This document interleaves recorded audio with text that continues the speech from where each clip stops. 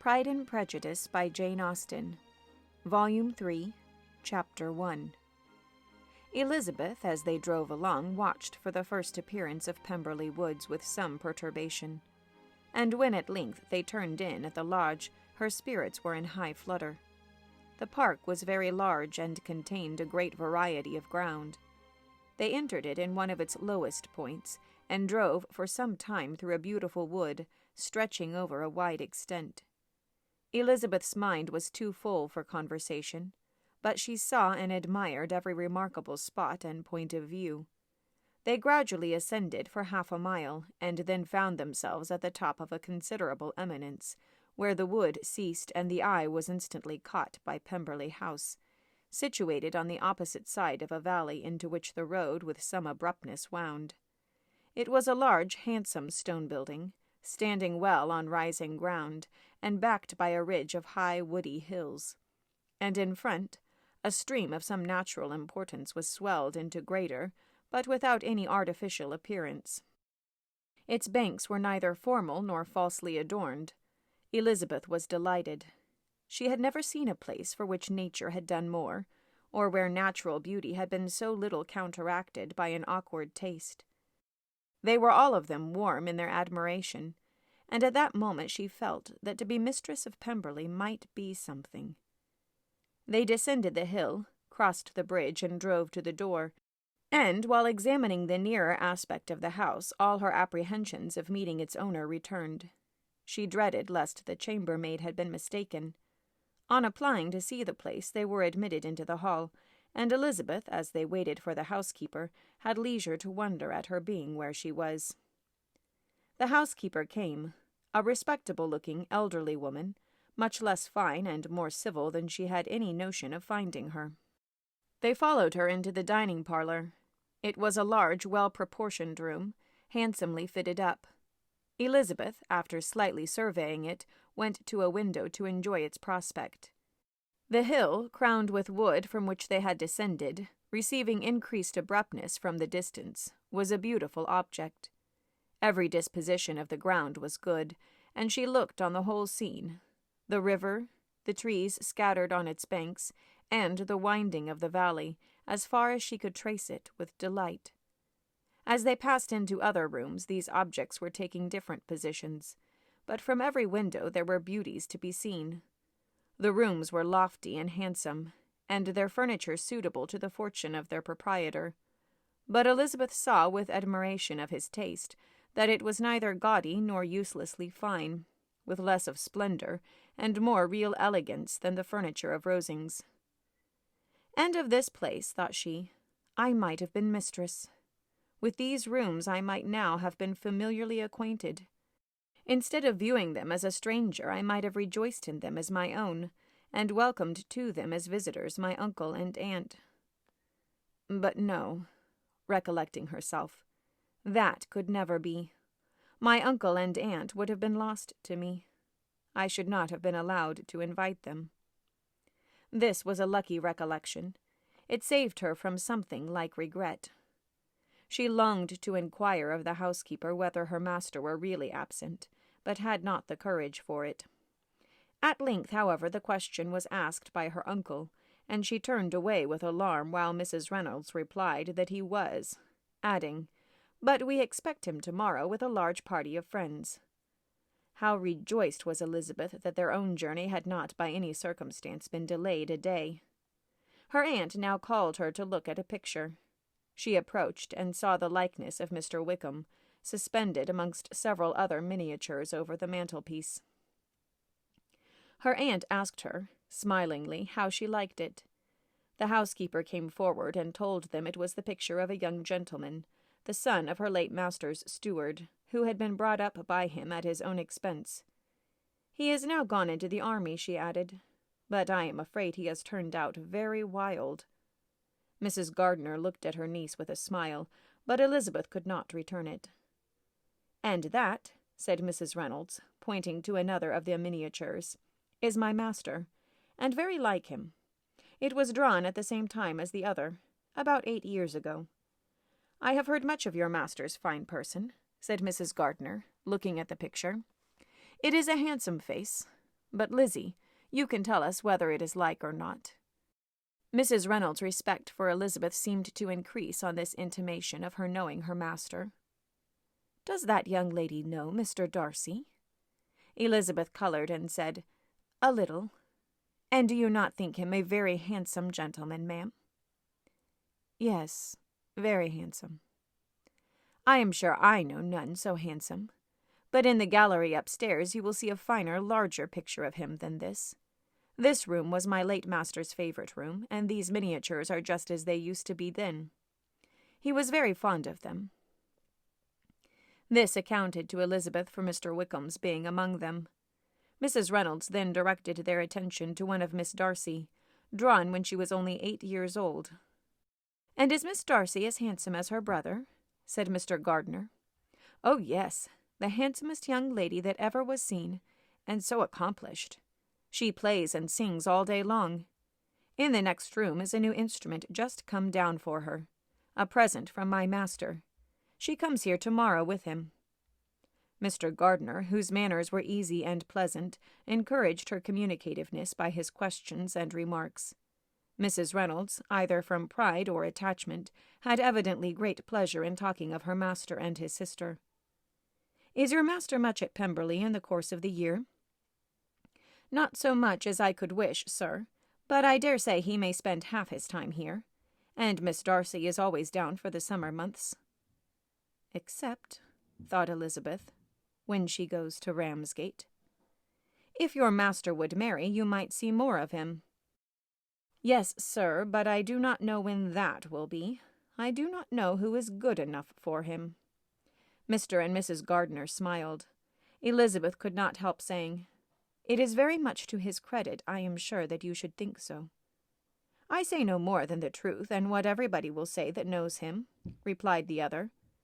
Elizabeth thought this was going pretty far, and she listened with increasing astonishment as the housekeeper added, "I have never had a cross word from him in my life, and I have known him ever since he was 4 years old."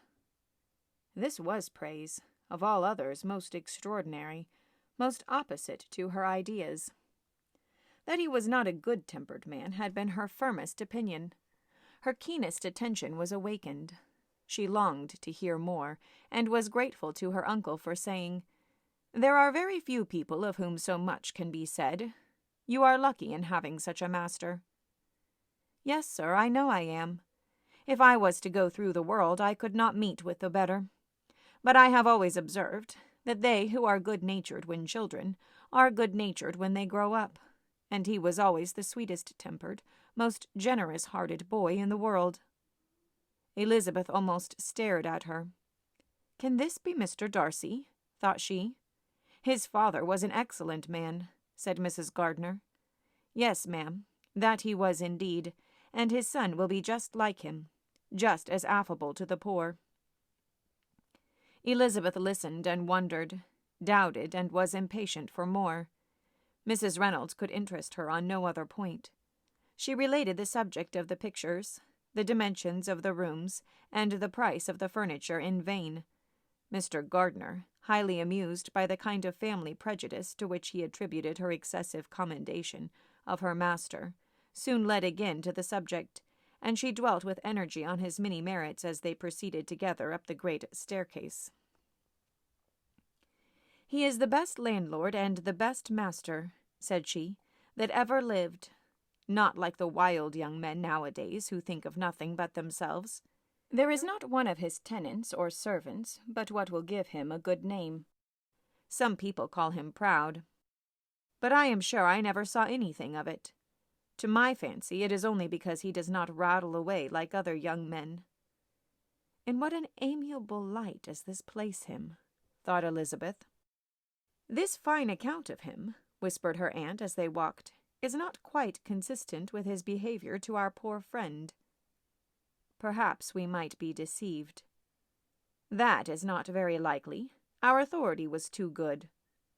On reaching the spacious lobby above, they were shown into a very pretty sitting-room, lately fitted up with greater elegance and lightness than the apartments below, and were informed that it was but just done to give pleasure to Miss Darcy, who had taken a liking to the room when last at Pemberley. "He is certainly a good brother," said Elizabeth as she walked towards one of the windows. Mrs. Reynolds anticipated Miss Darcy's delight when she should enter the room. "And this is always the way with him," she added.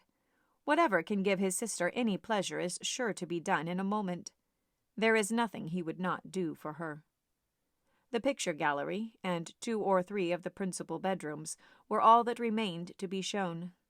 In the former were many good paintings, but Elizabeth knew nothing of art, and from such as had been already visible below, she had willingly turned to look at some drawings of Miss Darcy's in crayons, whose subjects were usually more interesting and also more intelligible. In the gallery there were many family portraits, but they could have little to fix the attention of a stranger.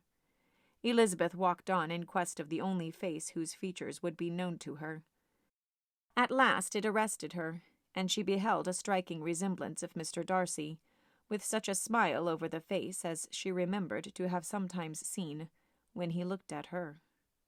She stood several minutes before the picture in earnest contemplation, and returned to it again before they quitted the gallery. Mrs. Reynolds informed them that it had been taken in his father's lifetime. There was certainly at this moment in Elizabeth's mind a more gentle sensation towards the original than she had ever felt in the height of their acquaintance. The commendation bestowed on him by Mrs. Reynolds was of no trifling nature. What praise is more valuable than the praise of an intelligent servant? As a brother, a landlord, a master, she considered how many people's happiness were in his guardianship, how much of pleasure or pain it was in his power to bestow, how much of good or evil must be done by him.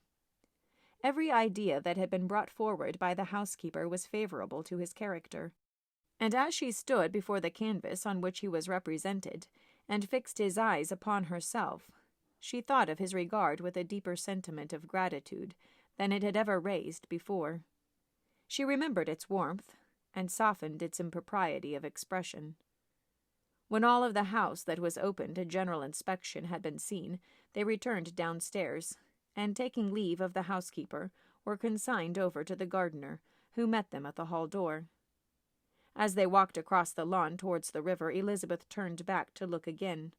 Her uncle and aunt stopped also, and while the former was conjecturing as to the date of the building, the owner of it himself suddenly came forward from the road, which led behind it to the stables.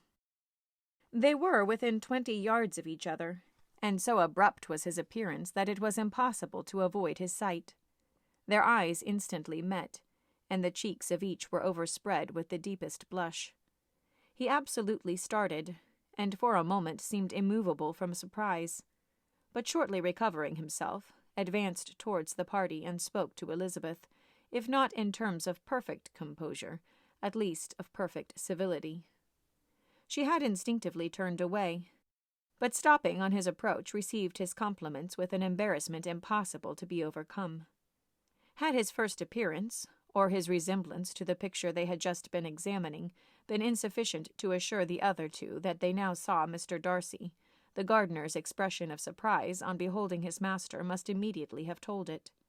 They stood a little aloof while he was talking to their niece, who, astonished and confused, scarcely dared lift her eyes to his face, and knew not what answer she returned to his civil inquiries after her family.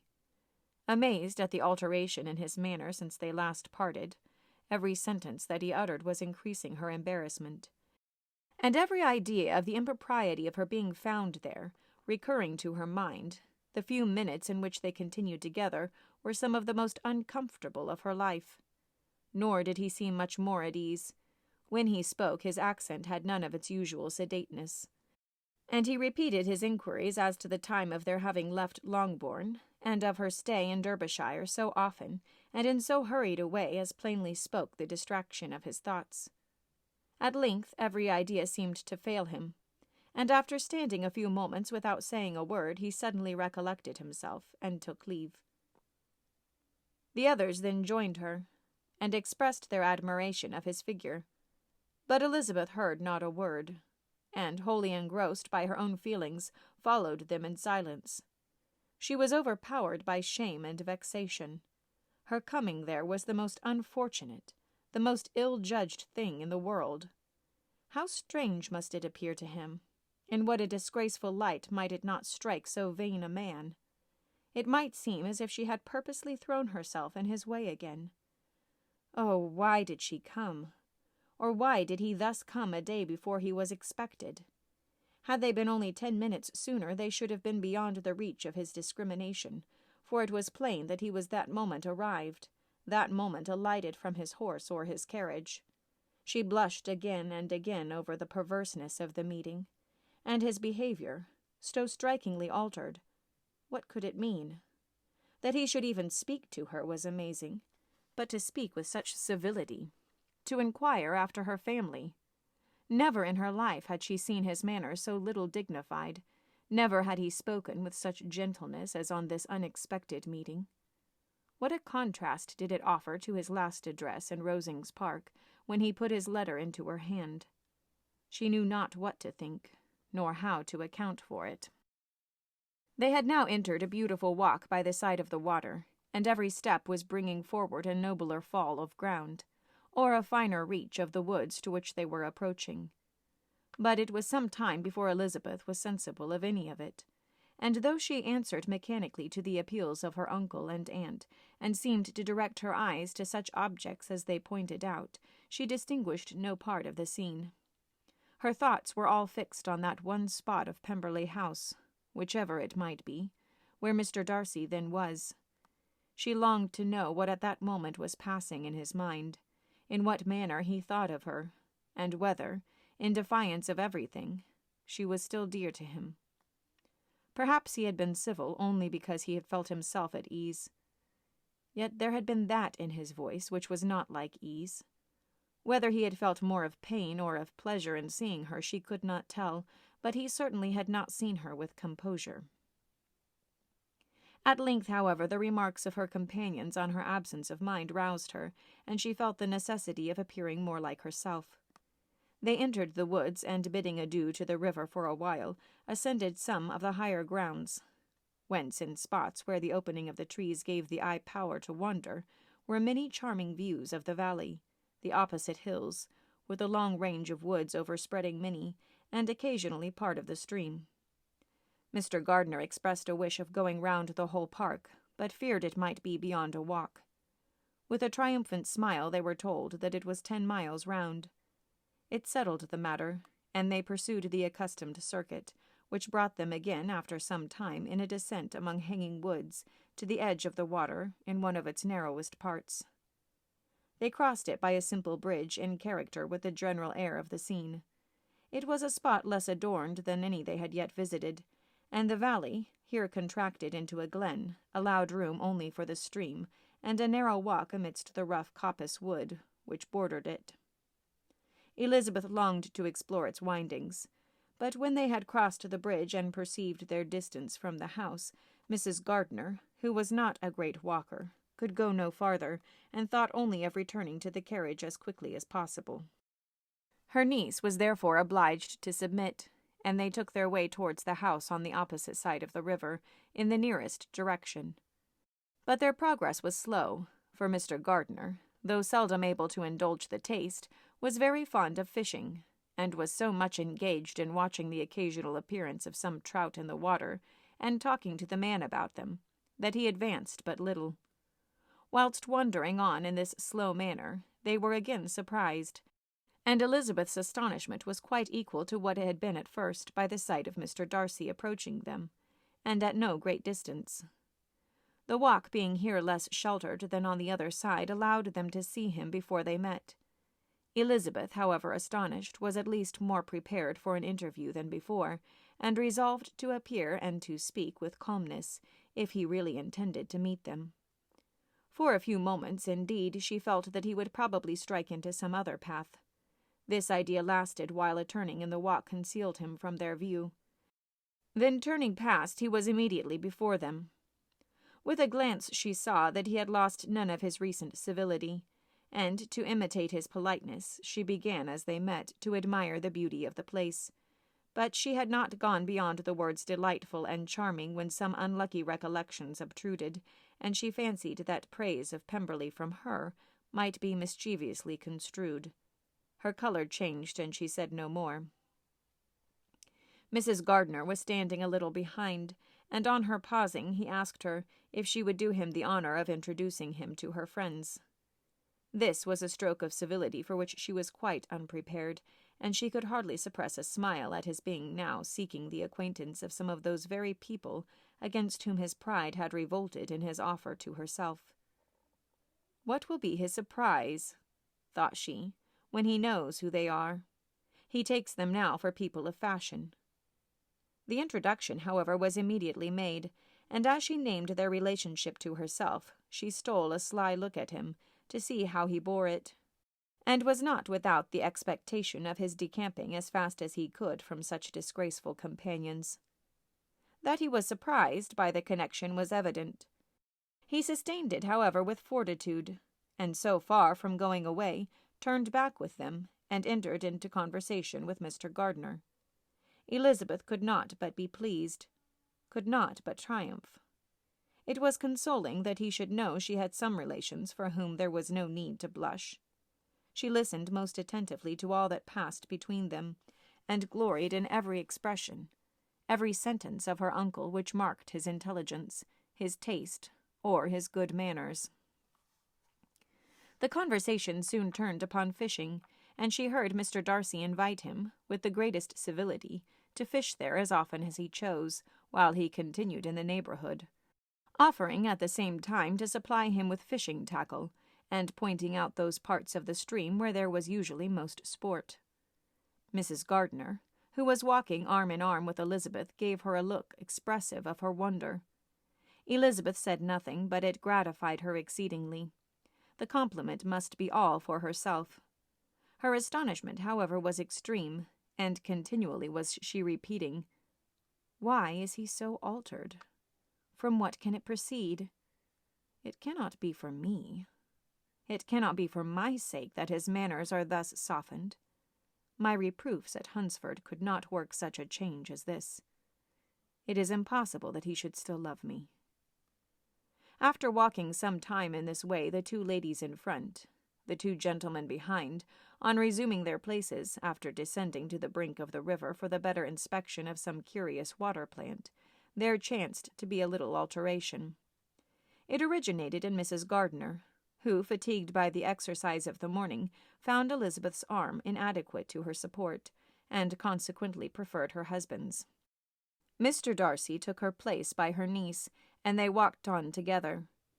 After a short silence, the lady first spoke. She wished him to know that she had been assured of his absence before she came to the place, and accordingly began by observing that his arrival had been very unexpected. "For your housekeeper," she added, "informed us that you would certainly not be here till tomorrow, and indeed, before we left Bakewell, we understood that you were not immediately expected in the country."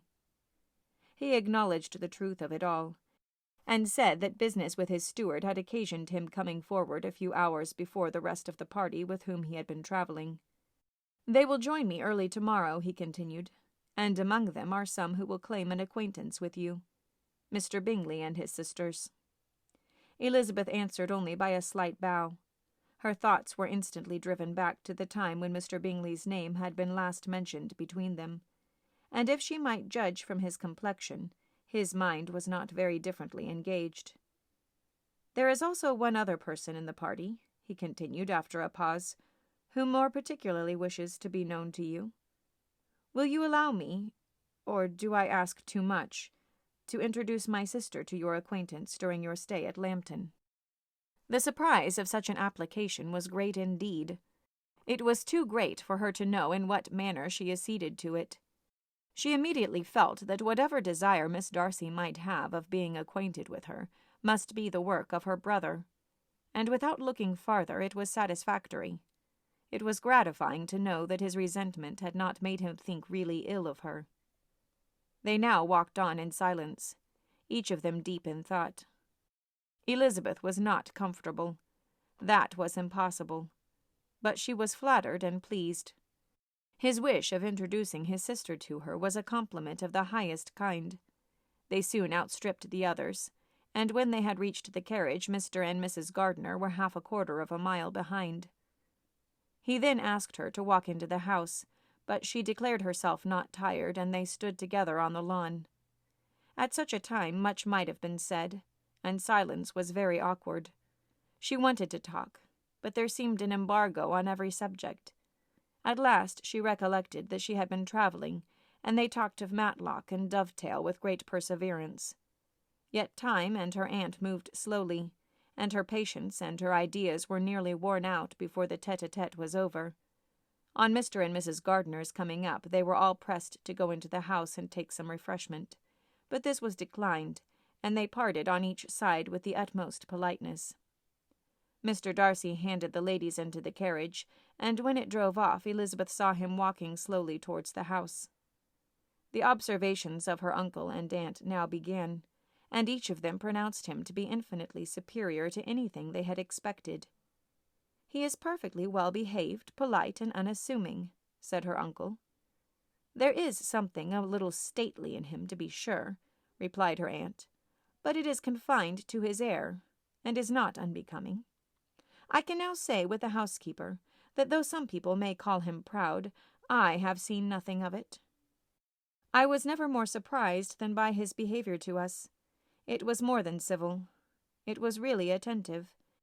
And there was no necessity for such attention. His acquaintance with Elizabeth was very trifling." "To be sure, Lizzie," said her aunt, "he is not so handsome as Wickham.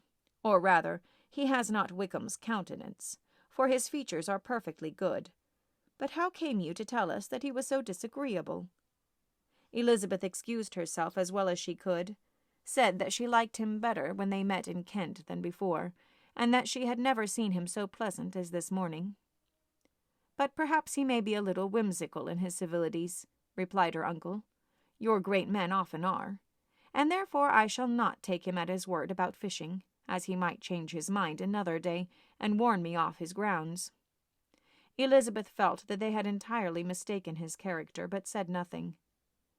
"From what we have seen of him," continued Mrs. Gardiner, "I really should not have thought that he could have behaved in so cruel a way by anybody as he has done by poor Wickham. He has not an ill-natured look. On the contrary, there is something pleasing about his mouth when he speaks, and there is something of dignity in his countenance that would not give one an unfavourable idea of his heart. To be sure, the good lady who showed us the house did give him a most flaming character. I could hardly help laughing aloud sometimes. But he is a liberal master, I suppose, and that, in the eye of a servant, comprehends every virtue." Elizabeth here felt herself called on to say something in vindication of his behaviour to Wickham, and therefore gave them to understand, in as guarded a manner as she could, that by what she had heard from his relations in Kent, his actions were capable of a very different construction, and that his character was by no means so faulty, nor Wickham's so amiable, as they had been considered in Hertfordshire. In confirmation of this, she related the peculiars of all the pecuniary transactions in which they had been connected, without actually naming her authority, by stating it to be such as might be relied on. Mrs. Gardiner was surprised and concerned, but as they were now approaching the scene of her former pleasures, every idea gave way to the charm of recollection, and she was too much engaged in pointing out to her husband all the interesting spots in its environs to think of anything else. Fatigued as she had been by the morning's walk, they had no sooner dined than she set off again in quest of her former acquaintance, and the evening was spent in the satisfaction of an intercourse renewed after many years of discontinuance. The occurrences of the day were too full of interest to leave Elizabeth much attention for any of these new friends, and she could do nothing but think and wonder of Mr. Darcy's civility, and above all, of his wishing her to be acquainted with his sister.